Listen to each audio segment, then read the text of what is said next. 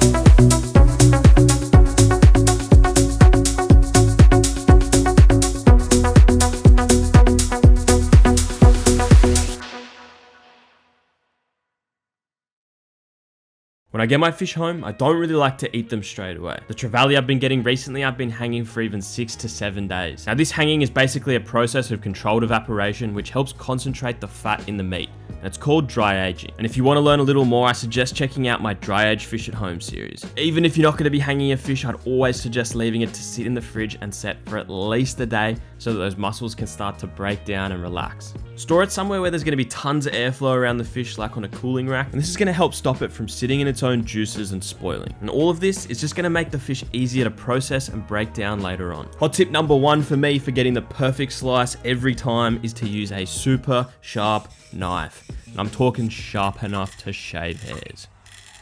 Investing in a knife block is something I would recommend to anyone who wants to break down their own fish or just improve your cooking in general. Using a sharp knife is going to completely change the final product you can produce. You could go deep down the rabbit hole of different whetstones and everything else like that, but I just use this cheap one I got on Amazon and it does the job perfectly for getting a good edge just before I break down any fish. If your knives are super blunt, you're going to want to start on a lower grit, something around a few hundred, and that's going to help you grind that edge back into that knife before you move on to the higher grits, usually a few thousand, maybe even 6,000 or 8,000, and that's gonna give you a little polish for that razor sharp hair shaving edge. Again, you could find yourself super far down the rabbit hole here, getting highly technical about the degrees that you're holding your knife at on the block, but I just try and keep it at around half of 45 degrees or somewhere around 20 degrees, and that usually does the job for me. Basic idea is to apply pressure into the blade as you slide it forward along the stone, and then release that pressure as you come back, and then repeat the process, maintaining that angle the entire time. Speed is not a factor here, and I'd even suggest slowing right down until you can get that rhythm down. It's pretty shocking how quickly you can get an edge with the right technique rather than just rushing through the whole process. With a knife sharp enough to shave hairs, it's time to break some fish down.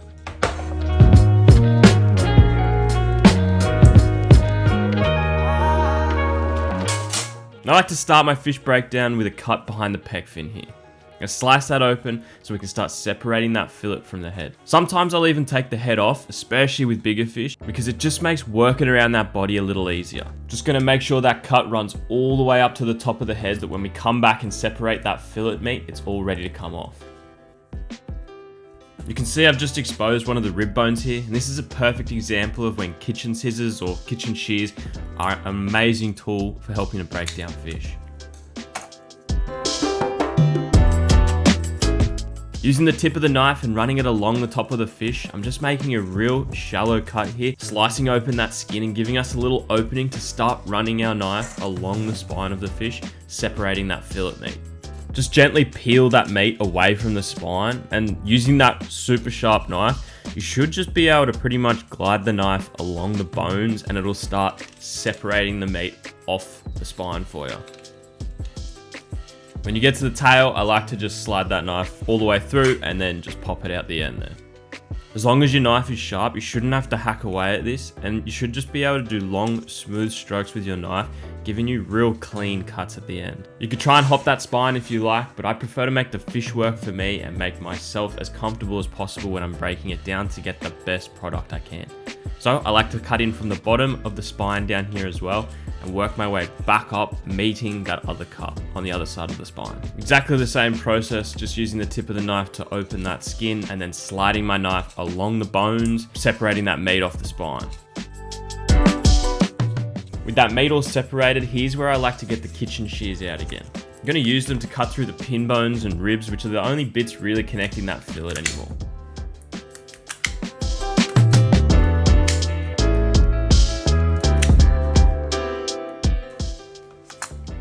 I know some people like to cut over the ribs when they fillet their fish, but I just find when you take them off like this with the bones still on them, you got way more control over that meat around the bones, and there's going to be way less chance for wastage, especially on smaller fish like these. Now, something interesting with this trevally, and you might find it in some of your own, is the swim bladder has actually began to swell into the meat. And I'm not a marine scientist, but there's a paper that studied this, and I'll post a link to that as well. But yeah, it's not harmful, but it's definitely not visually appealing, so we'll take care of that later on, but it's not going to stop us from getting the perfect slice. Now, I think a lot of people would take the skin off at this point here, but personally, I prefer to start separating that top loin from the belly and then deal with that skin a little later on when we've got those smaller, skinnier pieces. So just running the knife along those pin bones, using them as a guide to separate that top loin from the belly.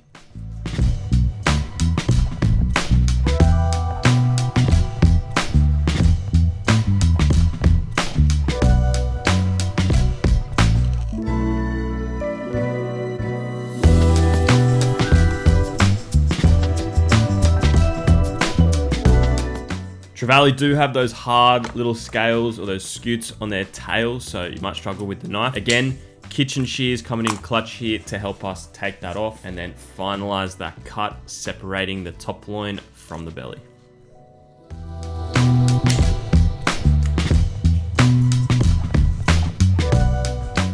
So here's where I like to deal with those ribs. I'm gonna slide my knife in underneath them and run them up along them towards the pin bones, using them as a guide. And then I'm gonna flip that belly flap around and come back down the ribs, again using them as a guide to remove as little extra meat as possible.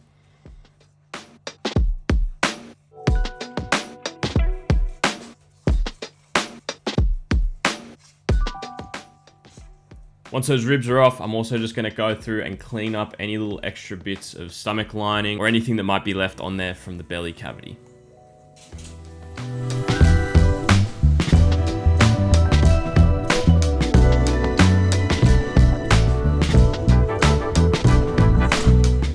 Next up, I'm gonna slice out those pin bones, and you could probably do this after you skin these loins actually.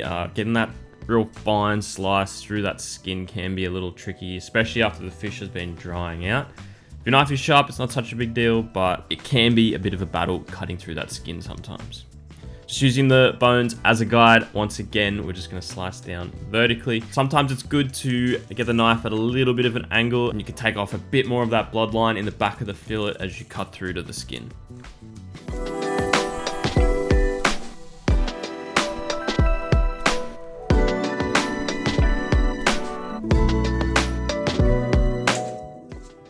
Now this piece of the top loin with the swim bladder going into it, I probably could have been a little bit more surgical and cut away a little less of the meat, but I'm going to use the same rule as I have been this whole time and using as long and smoother cuts as I can just to make it nice and clean through there.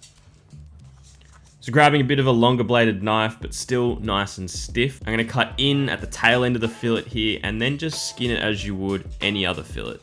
I find these skinnier sections just make it a little easier to get that skin off sometimes, especially when the fish has been hanging in the fridge and it's dried out a little.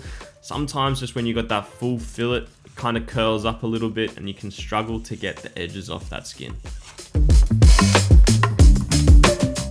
So there's one beautiful top loin there and just a little bit of that red meat, that red bloodline still on there. I personally don't mind it. I think it can add a little bit of extra flavor to the fish as well. You don't always want heaps of it there, but just a little bit brings that little extra bit of flavor, I reckon. For the belly, much the same. And if your knife is sharp enough, which this knife isn't really, you can actually end up with this really fine layer of white or silvery fat on the belly meat as well.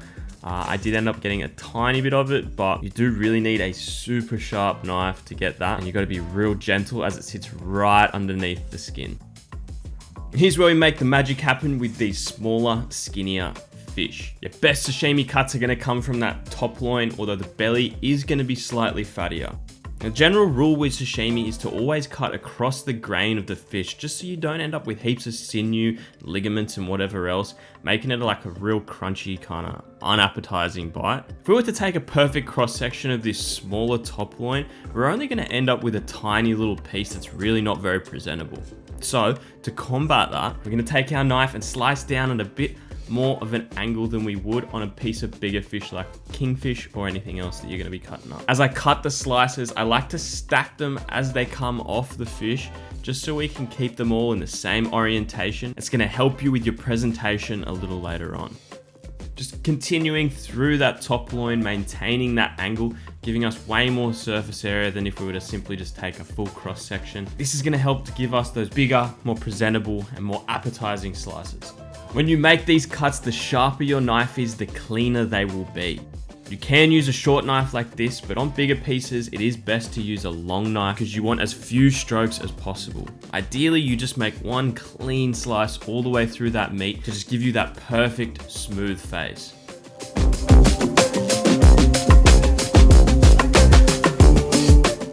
In this slice here, you can see all of that beautiful intramuscular fat. Now, the dry aging process has helped reduce the moisture content of the meat. As the muscle has reduced in size, it's really concentrated that fat content within the meat.